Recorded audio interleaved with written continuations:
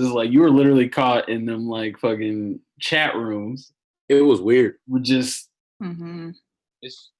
But I thought, didn't her song that was leaked, it said something about how she didn't want to be black, or she didn't like that she was black, or something like that? Where were you at when I was trying to explain that? You did it way. Oh, you said that? I heard you say the song. You didn't say what it was about. Nice job. Appreciate it. That's what it was. That's what the song was about. Boy, don't make me.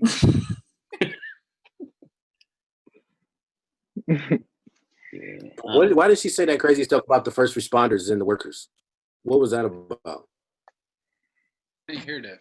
What she said? She was explaining like people don't got time. Like, shout out to the essential workers, y'all, because y'all going to work, but people that's non-essential just sitting at home making up shit. Basically, that's what she was trying to say. Because I was like, damn, this is after the apology, right? Yeah, this was after. Oh, she's frustrated.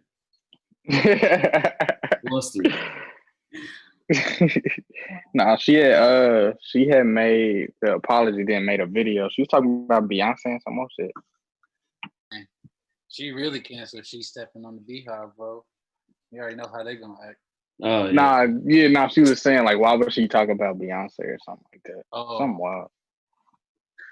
Talking about Beyonce, the cream of the crop or some shit. Oh, okay.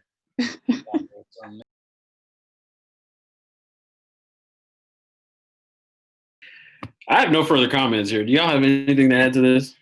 Or is this just something funny that we laughed at? Bro, it's just whatever. Yeah. It's like people gonna do what they want to do, bro. And honestly didn't know what Doja Cat looked like until about 2 weeks ago.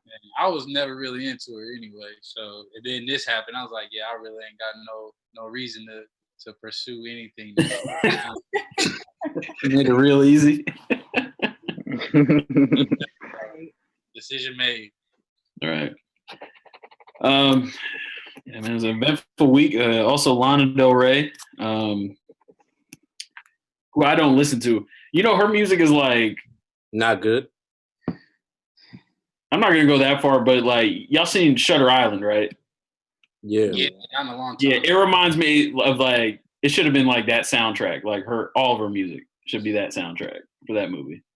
It's like one Lana Del Rey song recently she came out with that I was like, when I first heard it, I was like, dang, this is pretty good. Then I heard it for like the 50th time in 1 week. I'm like, oh, this shit is trash because of the radio. Like, I'm so tired. I don't even know what the song is. I just know when I hear it, I just cringe. Like, she get radio plays? I didn't even know she was on the radio. Oh, she's a pop star. She big. Oh, so she big. Yeah. Yeah, Lana Del Rey is out here. Everything I've heard from her is trash. Yeah, her last project, I know we tried to listen to. I couldn't even get through it. Yeah, I couldn't get through the first song, so I was like, nah, I'm okay. It was tough. I don't know. I don't know why it didn't click. Maybe I'll go back. Well, should I go back after this bullshit? Speaking of the bullshit, I was gonna say, speaking of the bullshit. Well, she came out of the clear blue sky and she made some comments. She said that now that Doja Cat, Ariana, Camila, Cardi B, Kalani, and Nicki Minaj, and Beyonce, is bad grammar, have had number one songs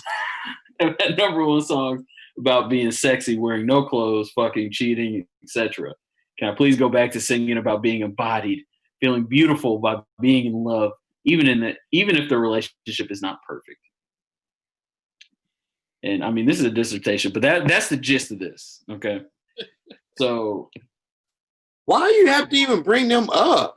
No. I mean, you know why. It's to draw attention to this. Because if she would have just said the rest, everybody would have been like, all right, what is she talking about? Okay. Nice journal entry. Bring them up, then the next day when you get shit for it the next day, you backpedal like, oh, these are my friends. I love these people. They're my mentors. I'm cool with them. I talk to them all the time. That doesn't make sense. Why it don't make sense when she trying to make her peers better, but when Kendrick does it, we like, oh man, he, changing the rap game and whatnot, man. It's the execution. You comparing this to the Control verse? Tripping. Whoa. The creativity. It's like what? I'm just saying the way she started it off, man. That was a reach. I feel it. Same. That she made it was valid. I think personally. What? Oh wow. No. Get past her name dropping folks. That was out of line. But she was basically saying like she's open, like she's been honest about her relationships, and people just look at the negative point about her relationships and say she's like condoning abuse or whatever, and she's not. She's just speaking like from her perspective of what love has been like from her. And I think that's valid. That's realistic. No, that's what she was saying. That was the point of this. Yeah. That's the point. But don't bring up paragraph 2. Just don't bring up Beyonce, bro. Oh, you good? I'm done. You put everybody else in there, but once Beyonce gets in there, you're done with her, huh? I hear you. I don't even like her music, so she can be canceled as well. I guess for me, it was just like surprising. Like this just kind of came out the clear blue sky. Like she's not even dropping music right now. This ain't promo. She just really felt this way. Came out and said it. Yeah. So she like really be getting shit for her music, Britt? Like I know that's your girl or whatever. Who said that? Oh, you had the facts. You know, you was in her head. You know. I mean, if you read the whole post and not just the first sentence, she literally said and explained all of that. And so no, she lost me in the introduction. I can't get to the body. Oh, see, no, I don't like people like you. Like you need to read my exact thoughts and what I'm saying. Like your attention grabber cut me off. That's your fault. No. Oh man, oh weak. That's funny. Y'all took English? Okay. No, I'm nothing, bro. I think we're done here. He said he couldn't even get to the body. No. I mean, that first sentence is a doozy, man. So I don't blame you. Talking like this is English literature or something, bro. That's hilarious. Yes. All right, let's go ahead and move on, y'all. So let's get to our album review. We only have one today. It's going to be Gunna. It's an album called Wanna. Dropped that last week. That name is trash. I don't understand the name. I'm sorry, Gobi. I'm sorry. You said I think it's an acronym for something. Oh, is it? It's his alter ego.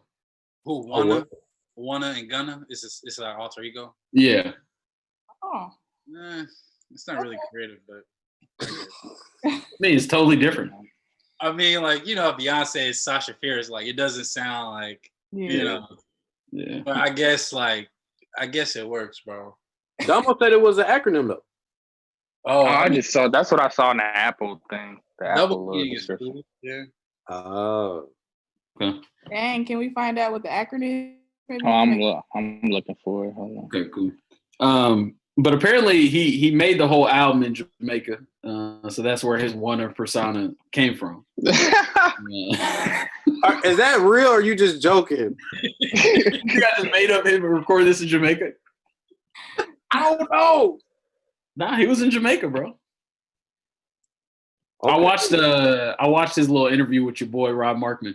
Your guy, the title joint. Your friend, yeah. Why does he got to be more than my boy? He can just be my boy. That's why you think like most of the production is more of it ain't got a lot of like kite beats. It's a lot of mellow sounds. Like just one level. It don't go up too much, I guess. I enjoyed that thoroughly. Yeah, me too. That was my point. It's like I like that. I got Go lost ahead and finish up, bro. for the most part. I got the acronym. Oh, what's it? It's kind of. It's not that creative. It's wealthy, unapologetic nigga, naturally authentic.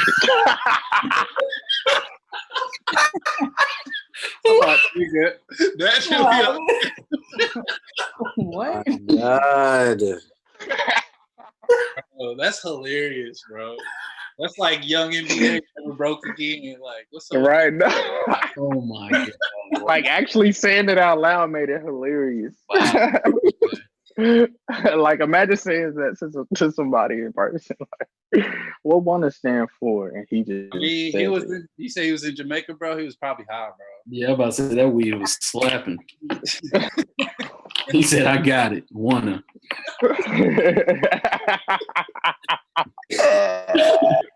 Okay, let's get to finish that joint, Gobi. Get to the music. No, that's really all I had to intro the album.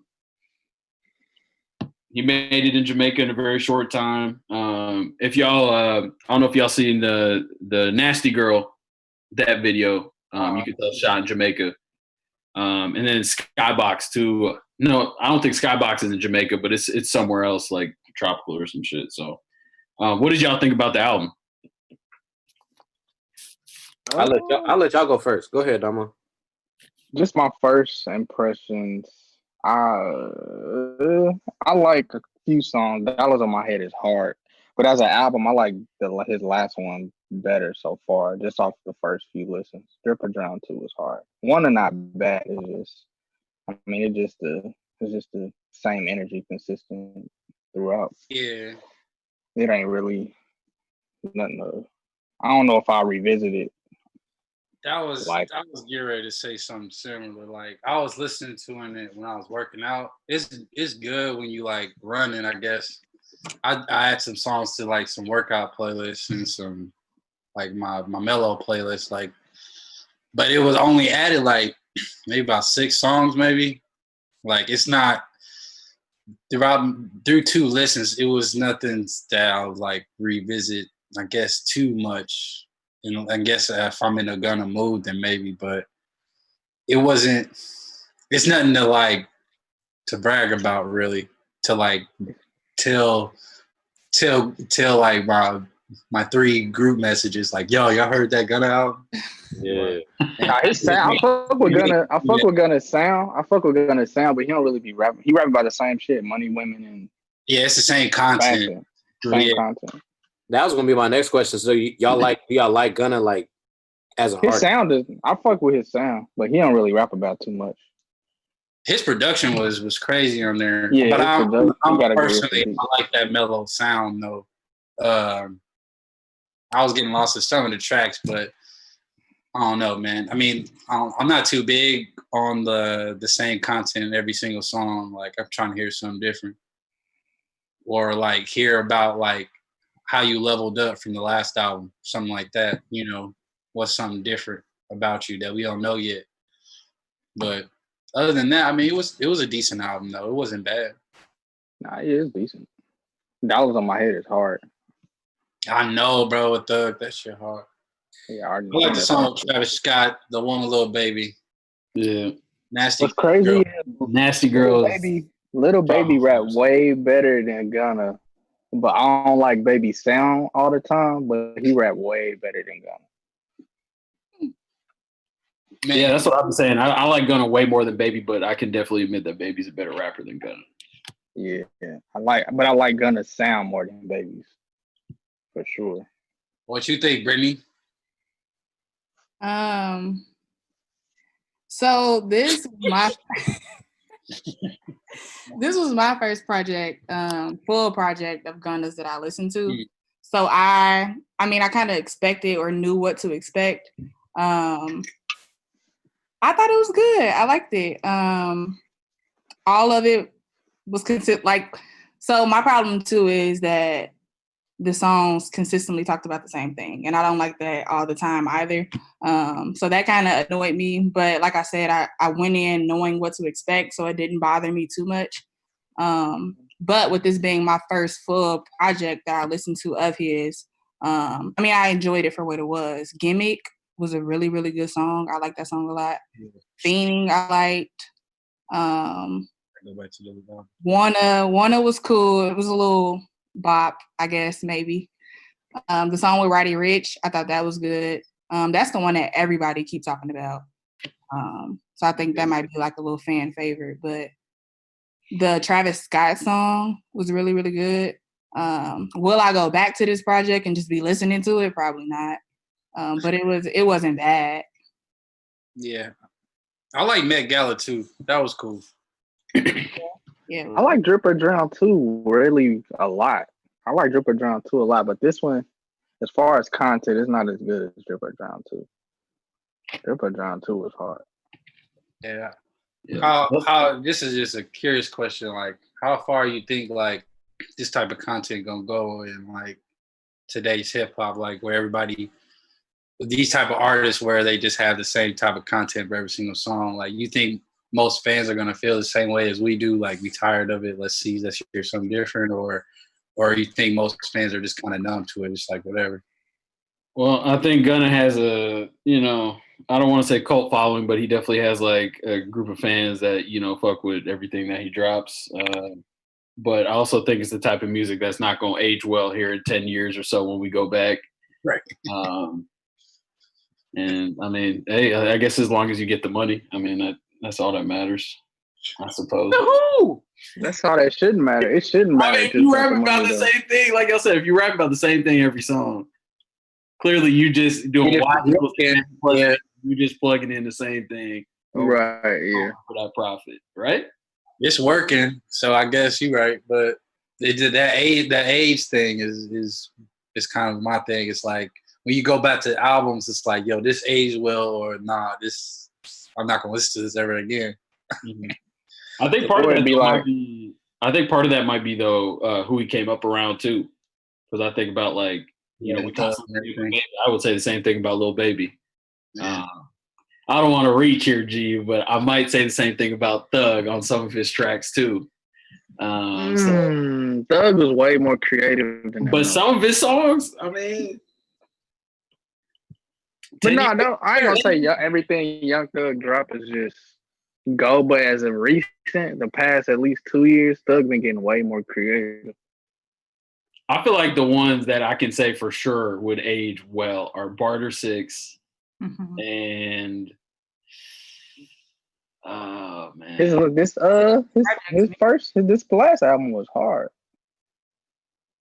Yeah, he had some tracks. Oh, it's so much fun. Yeah. Lobby, go ahead and go from there, bro. What you think about the one? I'll go last.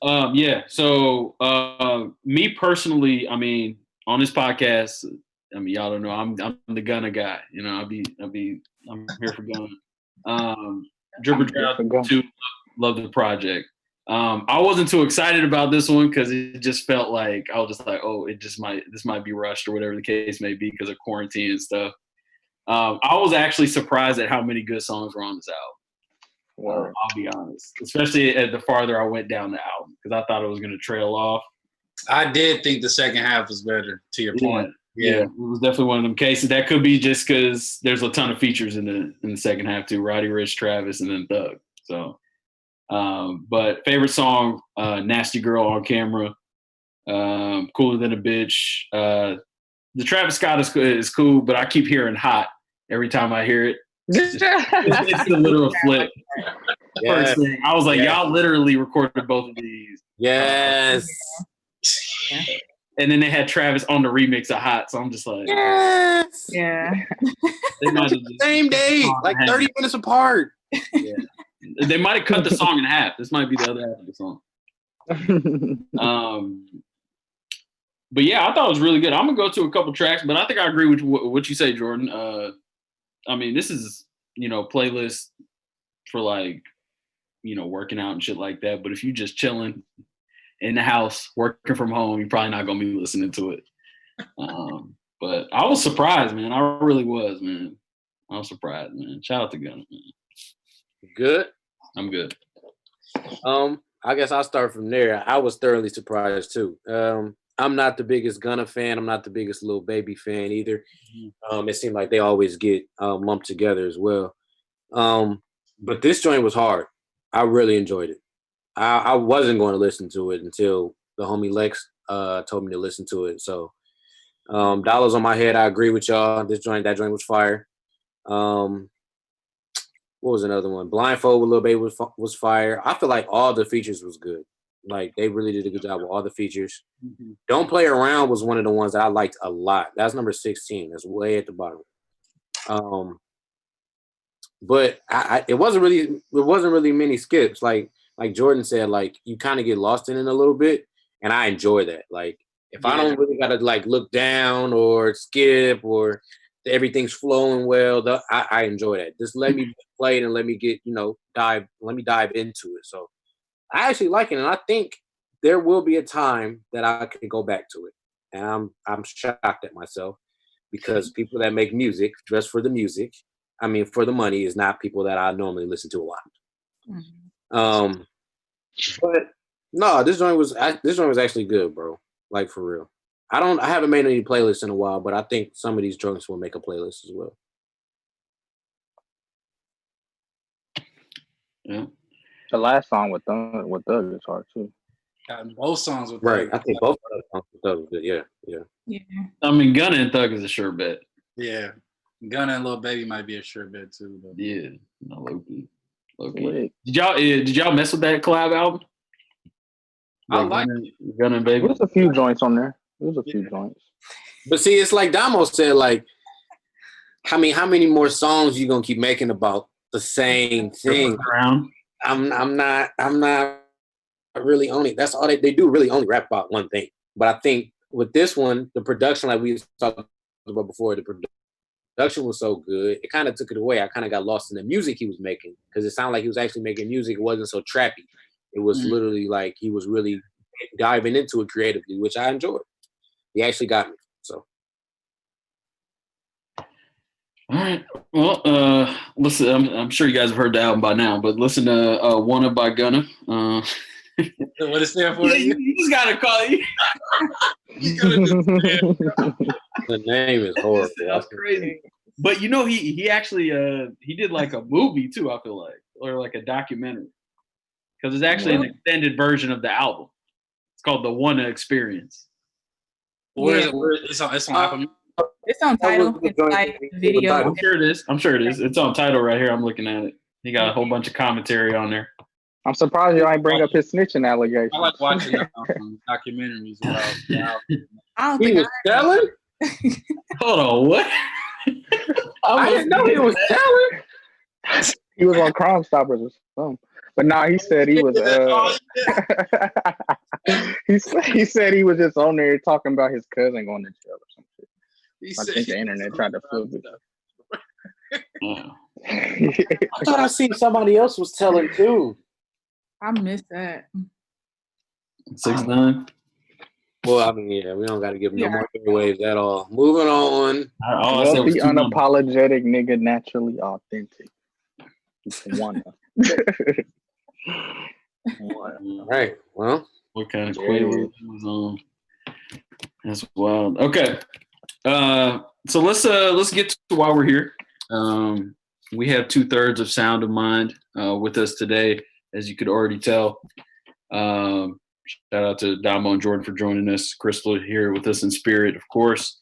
We just want to get what? I say Crystal hard worker. She be grinding. She be doing too much. Keep up with. Love it. For sure. Love to see it. But why don't you kind of just maybe we'll start with Jordan. Why don't you kind of just tell us, what Sound of Mind is, kind of how it started, kind of inspiration, just a little intro for the people that don't know. It really started from inspiration from Damo, my homie Brooke, and Crystal, actually, because all three of them was making music individually. And I've always been the type of person who be producing just on the low, just because I like producing music for fun. Mm-hmm. But I was like, let's just make a project, see what happens. So our first joint was Not Just Me that came out 2017. But that was just like, let's just see what happens, and then a lot of people liked the first one creatively, just kind of seeing what it was. It was new and everything. And a lot of people caught the first project kind of refreshing just because it wasn't, your basic trap music, your basic, hip hop that you listen to today. It was just different type of content, different type of sound. It was more like alternative type of sound. So, and then from there, man, we did some music videos, things like that, and just trying to be creative with the content. And then for Neon, this last one, me and Damo was in Chicago just talking about how you don't hear too much of like that 80s music sound, that heavy electronic synths and stuff like that. And it was just like, let's just do it. You know what I'm saying? So this one was really influenced by, you know, 80s music, more of like Prince, you know, Michael Jackson, Stevie Wonder, you know, Hall and Oates, like those type of sound, you know. I wanted to make this one kind of more original. The last project had a lot of sampling, and this one, it only has one sample, and that's just on Waves and the Reprise. So every other song is originally produced by myself and my homie Rook that I mentioned earlier. He did Love Experience.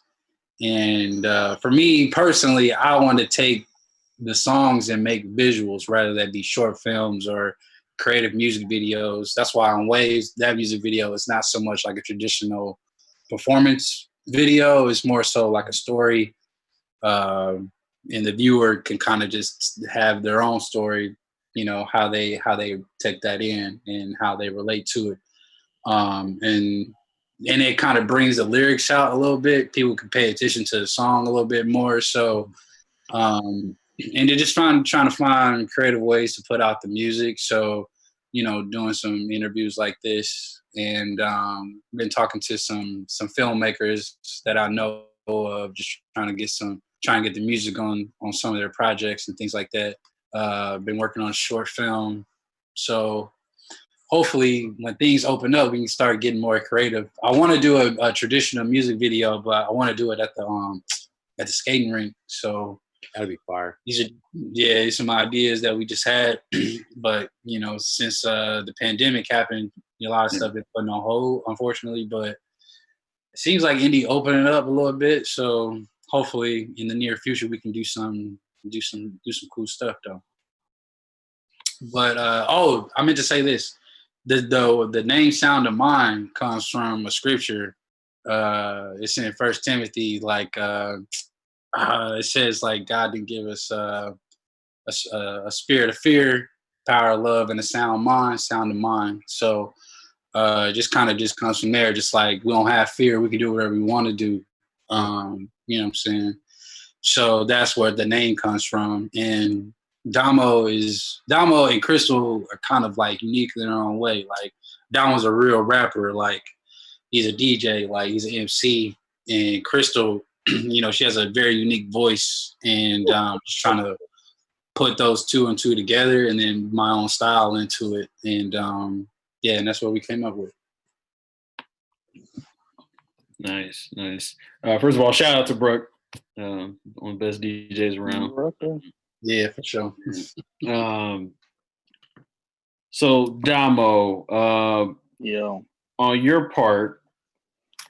How can I word this? So is this more of, because Jordan, I think you said that you wrote the project and produced it. So it was me, Damo, and my homie Kiana Webb. She goes by Right Key on Instagram. She's from Indy too. So it was mostly us three writing, you know, the hooks and the verses and everything. And then Damo will write his own raps. Crystal will write her own verses and stuff like that, and we'll help her out a little bit when needed. So I try to make it a team effort as much as possible. And then Kiana's very good at like critiquing what we have. And then my homie Rug, he like helps us mix, and he'll give us a track if we need it, all that kind of stuff. He produced the Damo project. Yeah. Gotcha. You got any questions for him before I dive deeper, Jim Britt? Oh, I thought you was about to finish one. Go ahead, Britt. So you mentioned that the name Sound of Mind comes from a scripture. Right. When I listen to the project, I can definitely hear, like, to me it was 2 songs specifically, but you can hear kind of like a gospel feel in it.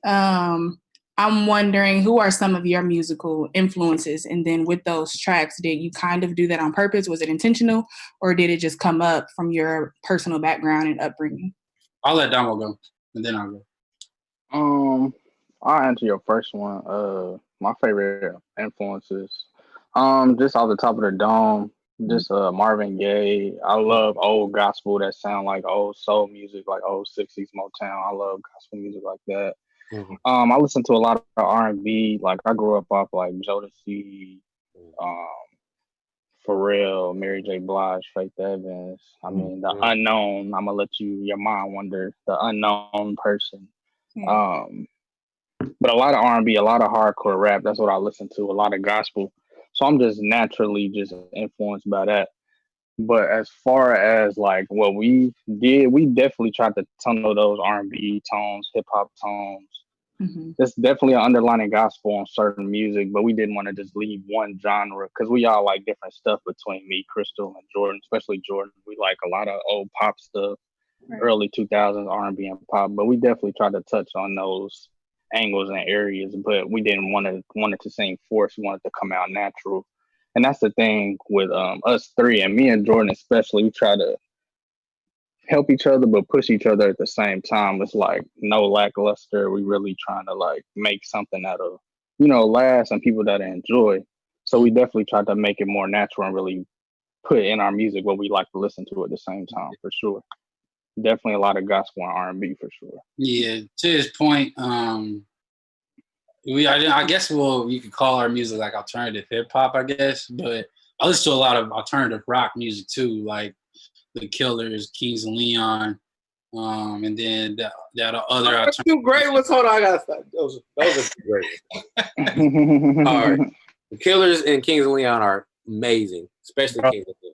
Bro, I love The Killers, bro. Kings of Leon too. I seen them in concert in Chicago. It's crazy. That was probably amazing. But I listen to, I like Francis and the Lights, Toro y Moi, Kid Cudi, Pharrell, of course, Cudi, James Blake for sure. Of course, Kanye, and then the whole gospel tip. I like Kirk Franklin, and then there's this new gospel artist.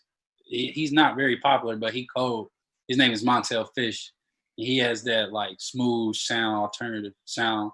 And just kind of, I just try to bring different sounds and feels from all over the place and just kind of narrow it down to what the project is about. So the project is called Neon. So just trying to make these sounds make you feel like you're looking at a neon sign or some neon lights. So just trying to try my best as far as that producer role, to bring these type of sounds in. So so it won't make it seem like it's, I guess, any type of music that you listen to. So I just kind of want it to be unique and different as possible. Like one of my homies that I work with, he actually did a guitar solo on Love Experience, and he didn't know what our music was gonna sound like. He thought it was gonna be some typical trap music or whatever. He's like, bro, I didn't know your music was gonna sound like this. I guess my hair kind of fools people, but it's like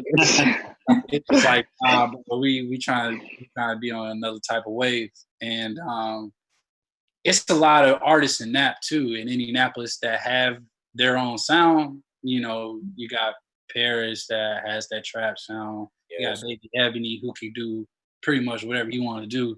Yes. Like Carter, he can do trap, he can do jazz, he can do whatever. And then so just trying to find our own lane, and so just trying to make indie as diverse as possible when it comes to that. But yeah, man, just I try to listen to as many genres as possible. It's crazy. I kind of blame it on I did go to Hamilton Southeastern, a white high school, so that kind of like influenced me to kind of broaden my horizons. I did have a question for y'all though. Yeah. Not to interrupt, but nah, you good. And it's funny that you mentioned it. You mentioned it a little bit earlier about Gunna and the music that they make, and kind of how sometimes you want to hear the growth from project to project. And my question is kind of a two-parter. Where do you? I'll start here. why do you feel like it took so long between your first project and this one? And what do you feel changed as far as your growth from the first to this one? That's a good question. We just took our time more. That first one, you can just tell by the way it's mixed, by the way it sounds. It's just different. It's a lot better. That first one was good. For me personally, I just wanted to hurry up and get it out, and I wanted people to hear what we had. And I was rushing. I was just rushing through recording, bro. Rushing through the production, rushing through the mix part, and I could have just took my time with it more. And to be real, we actually trying to remaster that one and put it out again, because some of the songs are good. It's just you just need to tweak it a little bit more. With this one, just kind of took my time a little bit more, trying to narrow down content, subjects, and stuff like that, and try to really just kind of tell a story, and not just be all over the place. I think that was kind of the big thing. And man, just really just I'll always send Damo like a sample of something, and he'll have his thoughts, and then we'll just go back and forth on it, and then I'll tweak it until it gets to the sound that we wanted, So just being patient, and I didn't really have a set date and really to put it out, really. And then the pandemic happened, and it was just like, this is perfect time right now. So yeah, everybody at the crib. Yeah, everybody at the crib is like, I hope you got time to listen to it. But it's crazy. Damo can tell a little bit about the story, but when we shot Neon Waves, that was like a couple of days before the pandemic. Oh yeah, I was literally in Chicago when they had announced like, "Yo, we about to be shut down." Yeah, like we shot that video 2 days before they shut down the lakes and everything. It was crazy. Perfect timing, really. Yeah, timing was serious. So let me ask this as well. I did notice that every track it starts off with Neon as well. That vibe, do you think that's something that you want to stick with going forward? Because I will also like to put this out there. This vibe, this 80s, like even like before that, like late 70s, like though that type of music is some of the music that I love the most. Like me too, bro. Like you can even go back to like when Wiz sampled SOS Band, or it might have been Loose Ends. Yeah. Like that music is what my mom and dad, my grandma used to play all the time, and I just fell in love with it. And I caught a little of those vibes. I did catch the gospel vibes that Brittany brought up, but I did catch a lot of that older music that you mentioned, and it was dope that you even said it before I even said it, which is just, I don't know, it's just dope. Do you think that you're going to stay there going forward? Do you think you're going to experiment more, or what do you think? That's a good question. I mean, I guess whatever inspires me to do something else, inspires Damo. May he bring us some ideas. Crystal, bring us some ideas. I do like the alternative sound though. Like, I mean, part of me wants to make like a true hip hop album, like a true rap joint. Always got to. You always gotta have the Illmatic, man. Yeah. But I feel like when I go, because I make beats in Logic, right? So I feel like when I go and make tracks, it just automatically comes at this mellow sound. It just automatically comes to me, and then I always share my beats with Damo. Like, what'd you feel about this? Would you rap on this? Blah blah blah. Because if Damo can rap on it, then it's like it might be legit then. So that's a good question. I mean, I guess whatever inspires us to come out next. But I think I really like film too. So if I can tell a story with it, yeah, that'd be great. What about you, Damo?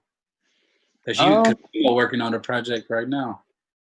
Yeah, I am. But I mean, whatever Jordan is on board with, because it's really, when it comes to Sound of Mine, I kind of follow Jordan's what he lays out there. I kind of go off of that. because I mean it was his baby first. He came to me with the idea, and I was like glad to join him, of course. But I'm always down to work with the team. I feel like I'm a versatile artist and can kind of like find my way in whatever in a sense.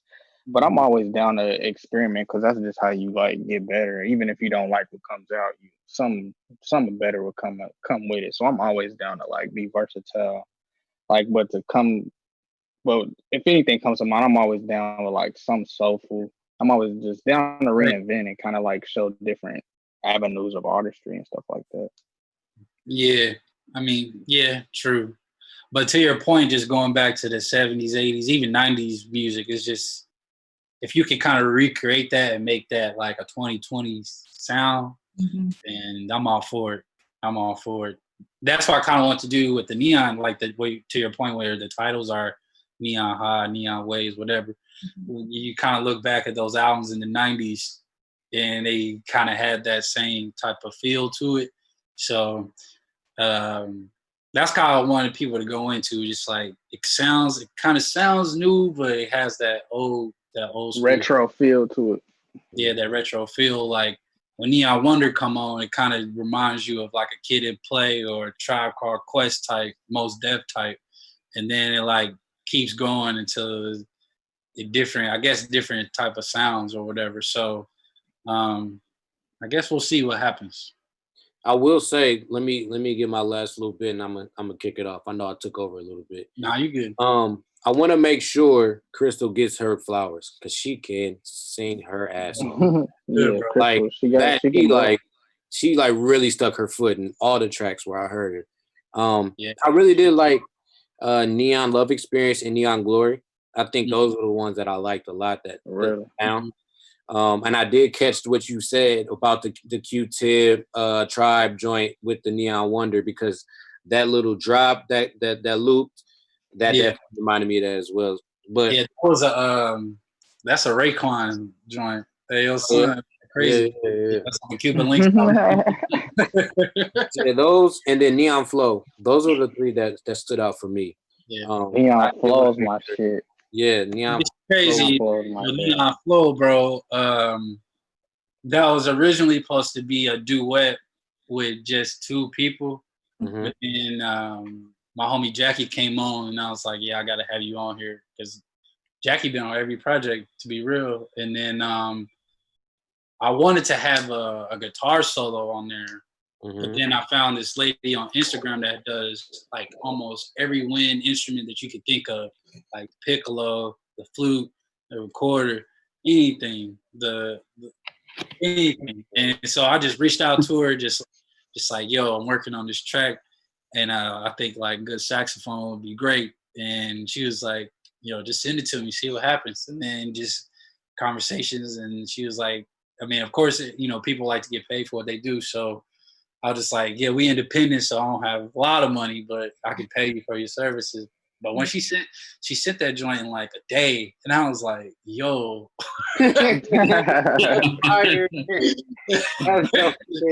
This is crazy, bro. And I was like, yeah, we about to put this in the mix. I was like, you ain't got to send nothing else. And that's hard. Yeah, it's crazy, like the power of social media, man. Like if you use it as a tool, like anything can happen, really. Right. Yeah, that's how that solo came about. The sax came in. That's fire. But yeah, those are the three that stood out for me. And I definitely want to make sure Crystal got her flowers because she could really. Yeah, Crystal's dope, bro. Like Crystal's dope. Like she came out with a mixtape in college. It was like, I forgot what it was. Damo was on there too. But damn, I forgot what that was called. It was her room number, bro. It was her room number. I forgot what it was called though. And my homie Rug that we keep talking about, he produced that. And then from there, I was like, yeah, we got to get Crystal to sing, because Crystal does. She's good at music.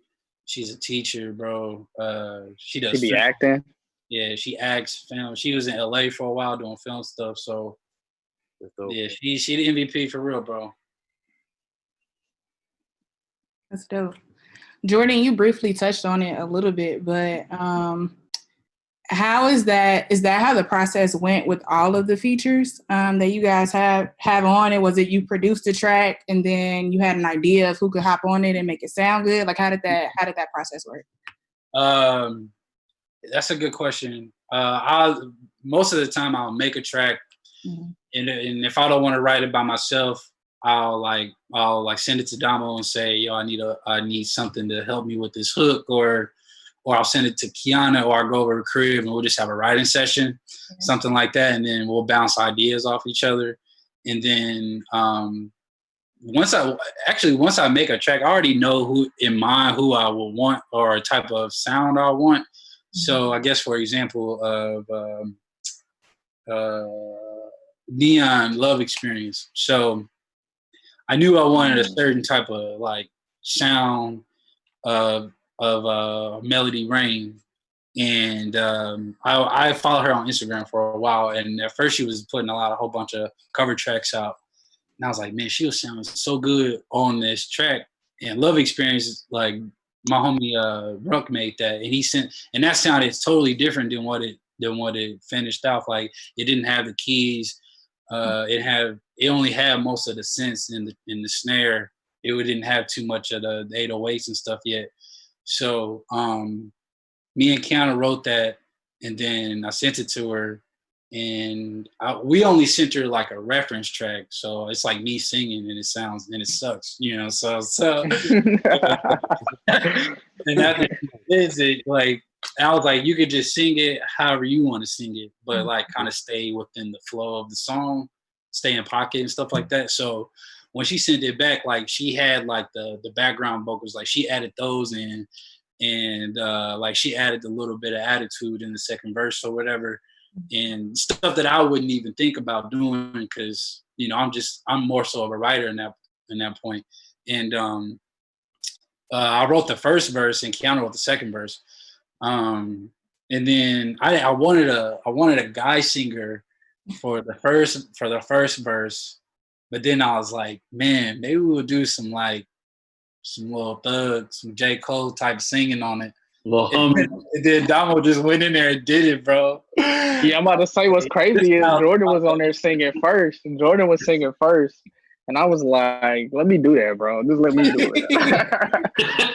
I was like, yeah, it sounds a lot better. This sounds a lot better. So it's a lot of trial and error, man, until it sounds right. So shout out to Kiana too, because she's a really strong writer, and she's worked with a handful of artists in Indy too, and she knows some good people. So that has to feel good when y'all send something to somebody and they go damn near over and beyond and like blow you away. Yeah, definitely. It's crazy. It's crazy, bro. Because to be real, before I make a project, I always pray about it and just like, I just hope this is going to reach the right people. Hopefully the right people listen to it. Hopefully the right people mess with it, stuff like that. And then it just like blows your mind because it's like, yo, this didn't even sound like the way it first sounded. And then now it's crazy. And I try to work to your point about like the features. I try to work with the same artist too. And if I can get somebody in there new, they have to have that type of sound that we're looking for. Mm-hmm. So Elena Renee, I worked with her before. Jackie Owens, Kim Kinney. Like I went to high school with Kim Kinney, and I went to Damo, and Crystal went to Tennessee State University, and Kiana. That's crazy, right? And Ruck. And Ruck. So it's like a family affair, bro. And then my brother Jalen, he could sing too. So and Jalen, he actually co-produced Neon Girl and Neon Glory. He did like the synths, the little keyboard synths. Like Jalen really talented. So if I can get some talented people on the team, because like Damo says, I mean, I guess it's like my baby, but it's like I need the family to raise it. You know what I'm saying? So it can't just be me because I only have a certain amount. I only have a certain amount of things that I'm looking for because I'm narrow in like finishing the project itself. Mm-hmm. And then Damo, Crystal, Kiana, Ruck, like they helped me kind of develop it.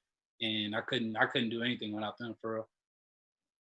So do you prefer and maybe I missed this, but do you prefer having everybody in the same area creating the song, or do you prefer creating it and then sending it? If I can get everybody in the room, that'd be great because anything can happen. That's the hardest part of the whole thing. That's a challenging part because I live in Chicago. Damo lives in Indianapolis. Crystal lives in Nashville. Ruck is in Nashville. Wow.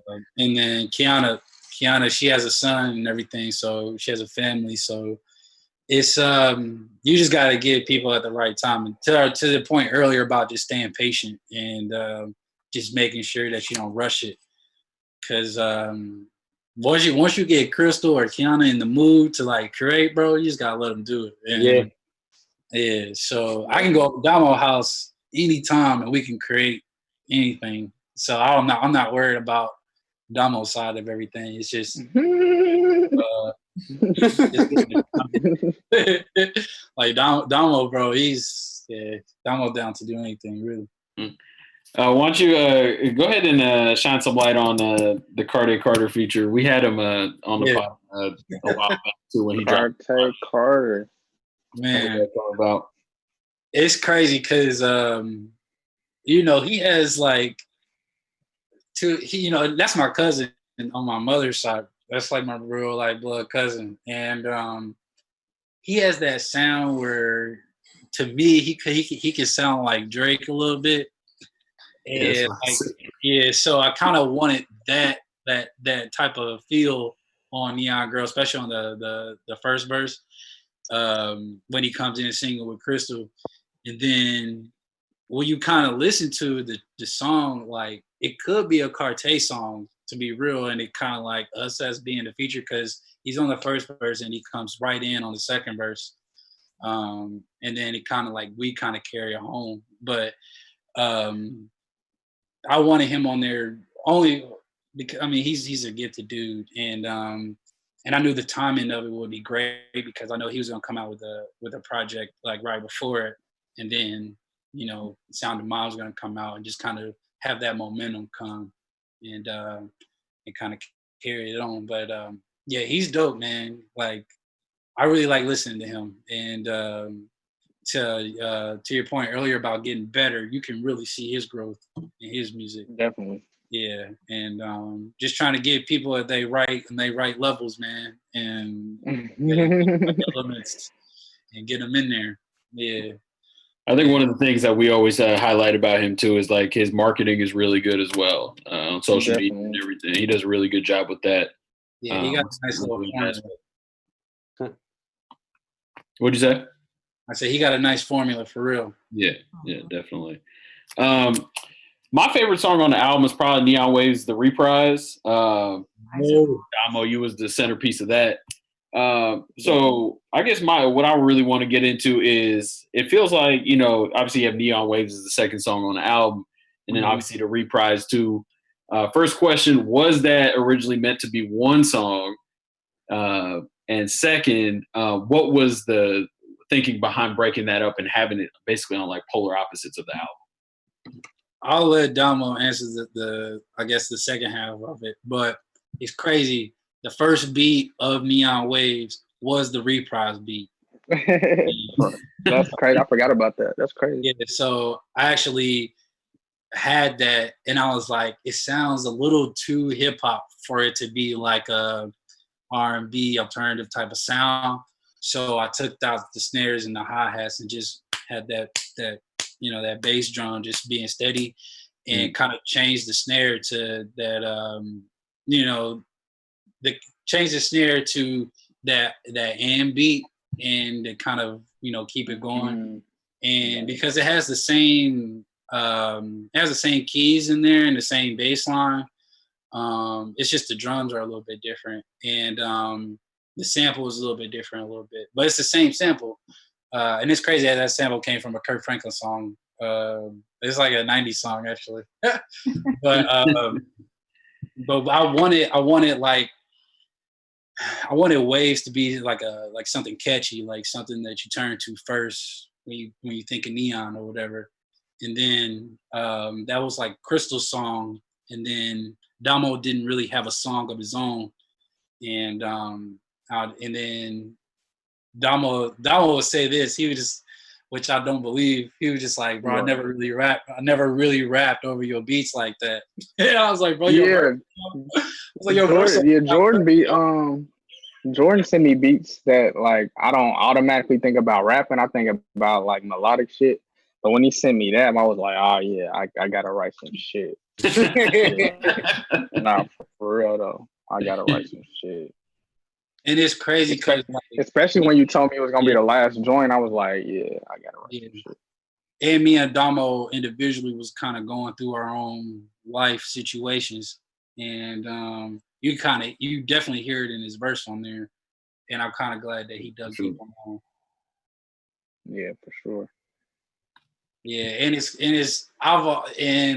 I knew through the first listen, the Reprise was gonna fuck people up. It was just like, yo, I didn't know this was gonna be like that. So kind of want to have that element. When you hear reprises on albums, they normally are like totally different. Yeah, definitely.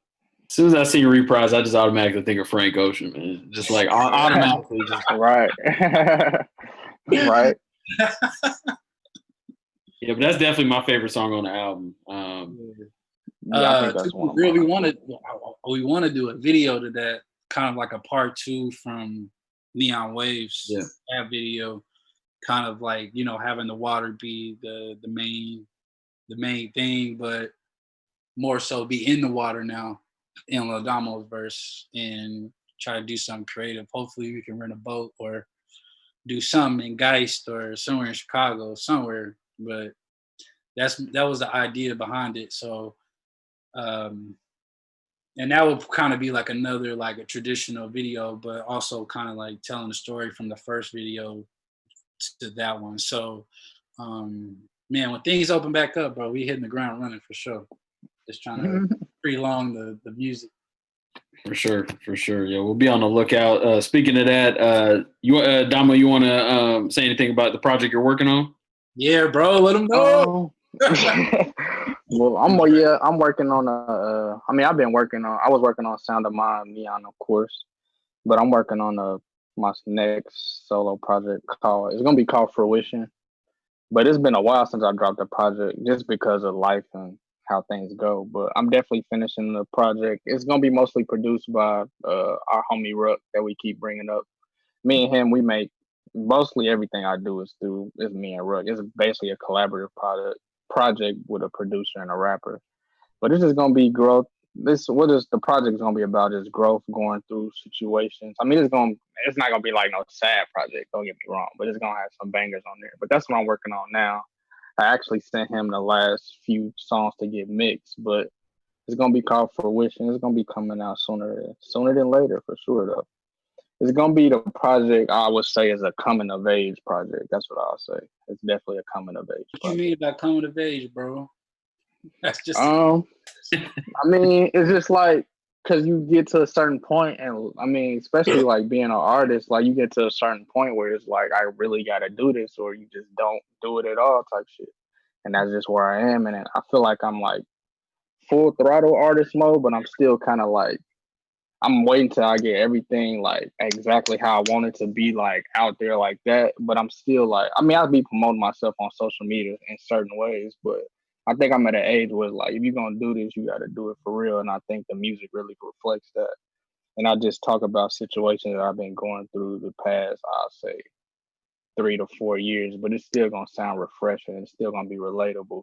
And that's why it's called Fruition, because I'm looking at myself from before and looking at myself now and just seeing how I grow. And it's just a coming of age project for real. That's dope. Cool. But the Neon definitely, just from listening to Neon, then listening to Fruition, you will be able to tell like the comparisons and just hearing my growth from that project to Fruition and hear the similarities of how I was able to fit myself into Sound of Mind and Neon, and then still come back and do Fruition. And it's still similar, but still is Damo, but it's still everything is Sound of Mind at the end of the day, because it's just a creative collective that I'm a part of. But Fruition is gonna be dope. To your point about like just like life happening, bro, like it wasn't for life happening, I don't think Neon would have happened. You know what I'm saying? Because to be real, like ever since I've been in Chicago, like I've had a job, but then I've had to like switch to another job, like maybe 2 years or under. So I've been like having a lot of transitions in my life, you know what I'm saying? And just like sometimes just having these thoughts in your head about, you know, what am I really supposed to do out here? And like, so that's why like I wrote Neon Glory, just like, you know, all the stuff that you're going through is just like, nah, bro, I'm right here where I'm supposed to be. Like, this is the journey, bro. Like, this is what it's about. Like, Man, and like, journey for you. and just like how the verse is just like, I'm blinded by my own sin within, because like, I don't like if I'm not sure if I'm supposed to, you know, be somewhere else or if I'm supposed to be right here mentally, Right. you know, physically, you know, career wise, you know, me reaching 30.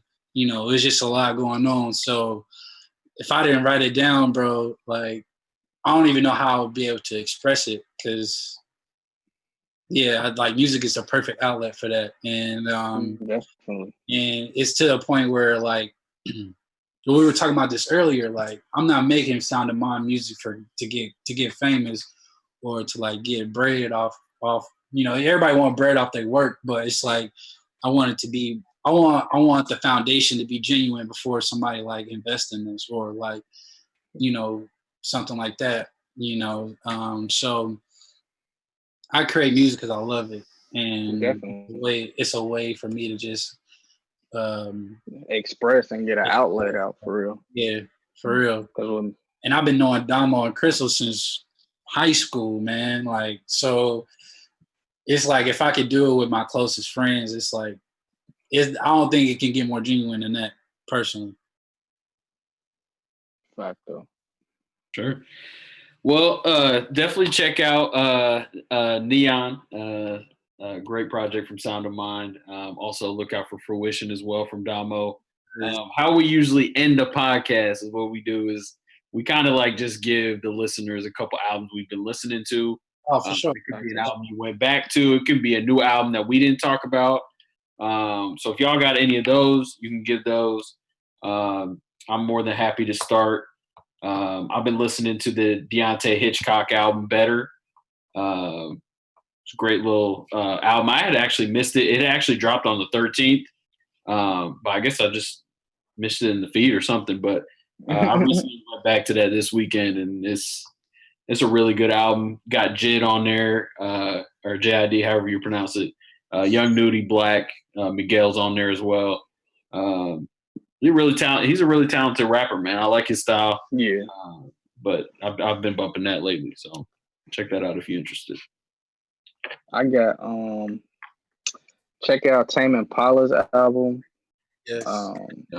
Tame Impala's album is dope. Party Next Door's album is dope. Party Mobile. Yeah. My homie Cool Kid Calvo, his album is dope. It's called Doing Me. And I had one more. Tame Impala, Cool Kid Calvo, Party Next Door. Actually, I think that was it. Yeah, that's it.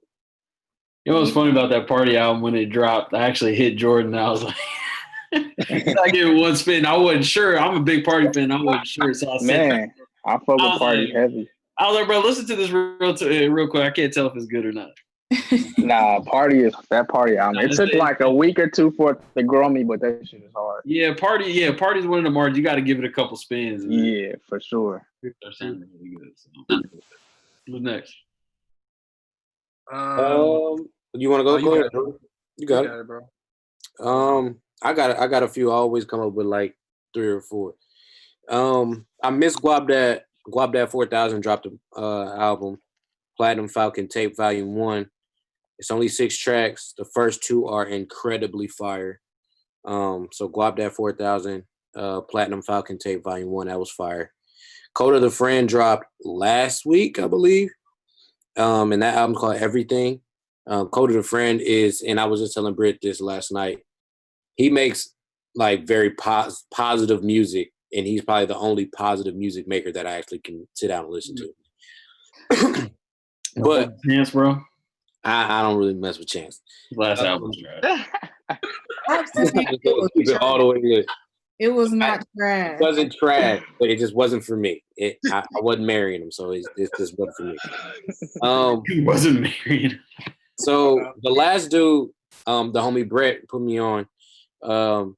This group sounds really good, like really, really good. If you mess with Tame Impala, if you mess with that sound, Yeah. the Omize is their name of the How group. you spell that? THE and then O''MY. You got to have the apostrophe after O, or it won't show up. And the album I listened to was Stepping Stone and Lullaby. It's only 2 tracks, but then I'm gonna go back and listen to Tomorrow as well. That was a full album from 2018. They're really good. They had a joint on here with Chance the Rapper as well, and Chance did actually pretty decent on it. So yeah, those are my 3. And if you ain't listening to Larry June, of course you. Of course, the Larry June. Yeah, Uncle Larry, bro. Larry June. Uncle Larry.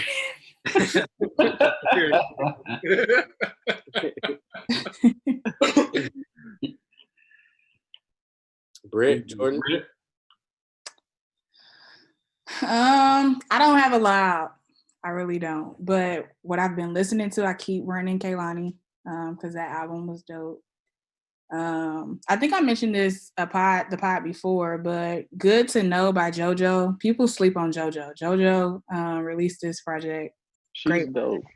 Yeah, she's fire.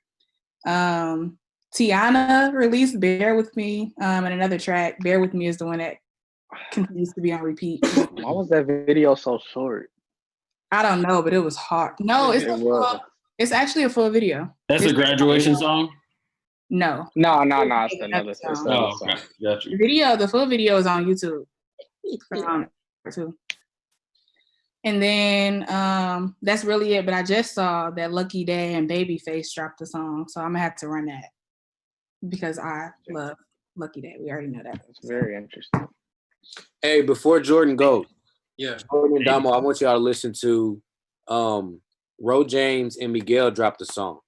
I want y'all to find that song and tell me what you think. I'm about to find it right now. You said Miguel and who? And Ro James. And I think it's Ro James' song. So I think if you go to Ro James, it's titled Too Much. Mm-hmm. He did one with Brandy as well, Plan B. That one was actually pretty good too. But listen to the Ro James and Miguel joint and tell me what you think. Later. Gotcha. He do got Brandy on here. Yeah, he got Brandy on Plan B and then Too Much with Miguel. Real quick, G, you was talking about the Omize. I knew I'd seen their name before. They were on that Absol Second to Last project.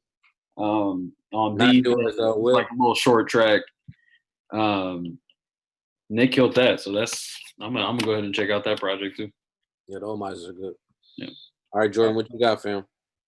I got a few, man. I'm on my alternative tip, so I've been listening to this album with this artist called Parcells. It's called Live Volume 1. They recorded the album somewhere in Berlin. It's called Hansa Studios or whatever. But it don't sound like they're performing in a crowd. It sounds like they're performing studio live. It sounds good. Parcells. There's another album called Heaven for a Tortured Mind. It's by Yev. I don't know how to say the name, but it's like Yves Tumor, like YVES Tumor. Like that album is pretty good. And I've been listening to hold on, I just had it. This Leon Bridges new album with Kurangman. This band that does mostly instrumentals. They did an EP with Leon Bridges. It's like an indie rock type stuff. Oh yeah, that is dope. I did listen to that. Yeah, they got this song called Conversion on there. Not Conversation. It's called Conversion. It's like a gospel song, but at first it's like a R&B song, and then they bring in this old gospel hymn at the cross. so cold, bro. Like Leon Bridges is crazy. And so, and I think that band, Khruangbin, they about to come out with another album. It's like they alternative rock, but it's all instrumentals. So, but that's what I've been on. And then just playing my playlist. I got an early 2000s playlist that I made after I watched that Nelly and Ludacris verses. Maybe go back to 2000, 2010, bro. And I was like, yo, I gotta make a playlist. That's real though. That's hella real. But yeah, do y'all have a favorite battle real quick? Man, if Nelly had his Wi-Fi right, bro, that would have been my favorite. Honestly, the Dream versus Sean Garrett was the most entertaining battle. I didn't see that one, but I did like Erykah Badu and Jill Scott too, because that was smooth. Yeah. It made me go back to the Jill Scott albums. I was like, yo, she got tracks, yo. Yeah, she got tracks. Oh yeah, she definitely got tracks. Because I was more so on Erykah Badu than Jill Scott growing up, but Jill Scott got tracks. Crazy. She definitely got tracks, yeah. Yeah, I probably have to say that, man, that Sean Garrett one was just hilarious. But it wasn't, I feel like music-wise, it could have been better if they would have set it up, you know. Yeah, definitely. I mean, that was like one of the first, that was like the first battle, I think. Yeah. One of the first ones. The Swizz in there. Yeah. The Neo Jonte also was probably my favorite, just because I didn't know. Oh, I forgot about that. I just didn't know Jonte wrote all those songs. It's like, John? He's dog. Childhood. It's like, dog. He's amazing. Who y'all want to see next? Like, if you had to choose. Jay-Z, Kanye, for real. That's it. Yeah. That's it. I mean, that's the next step. Yeah. That's the next step. We had talked about last pod. I think we said, what did we say? Brittany CB and Usher. And Usher was one. Oh, damn. Okay. I don't know. That's a big generational gap, though. That's a big generational gap. We saw one of our buddies did Drake versus CB too. I thought that was an interesting one as well, just depending on how you place the songs. Yeah. It's hard to put Chris Brown up against somebody, though, to be so honest. Agree. It's hard to put Chris Brown up against. He's been in the game for a while, man. It's like, wow. Hey, anybody catch the 112 and Jagged Edge one that was on Monday? I caught a little bit of it. That one seemed like it was short. Yeah, I didn't watch the whole thing. I caught a little bit, but I just feel like 112 just don't. They don't measure up to Jagged Edge to me. So, you know. I feel you. I've seen a rumor that I heard 112 Washington. You said it's a rumor of UGK versus 8Ball MGG. I don't know. Whoa, bro. I think that'd be good. That'd be interesting. Oh, and T.I. is actively looking for a battle participant. T.I. Ludacris would have been lit. That would have been tight. T.I. came out. He said he wanted to battle either Wayne or 50. I think T.I. and Lil Wayne would be the best. That would be his. I don't know. It's tricky with Lil Wayne too, because it's like, do you put the mixtape stuff in there too? That's tricky with Lil Wayne. That's super tricky. He gonna have to, bro. Yeah, exactly. That's tricky. What are the rules to this? You know what I'm saying? Right. Have to be that's tricky.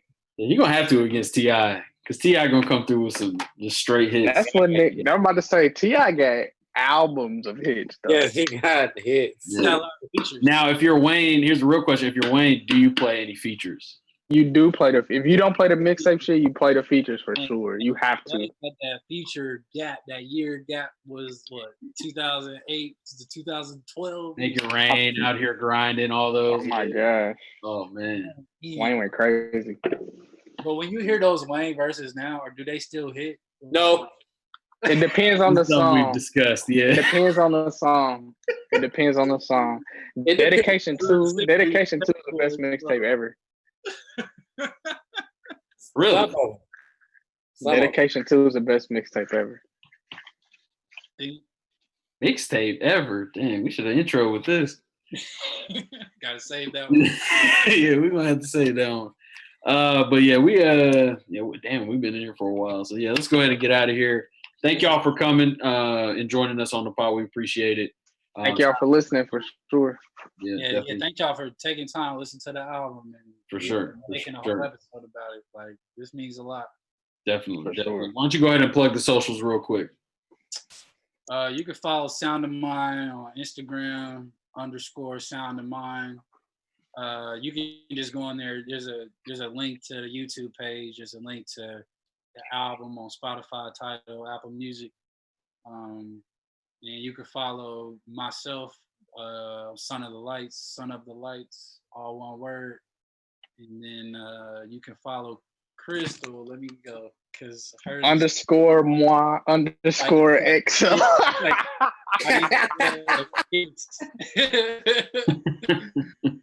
Nah, it's _moi _XO. So it's like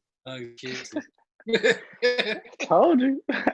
Now you can follow me at Damo Dope on everything. DOMO Dope on Instagram and Twitter.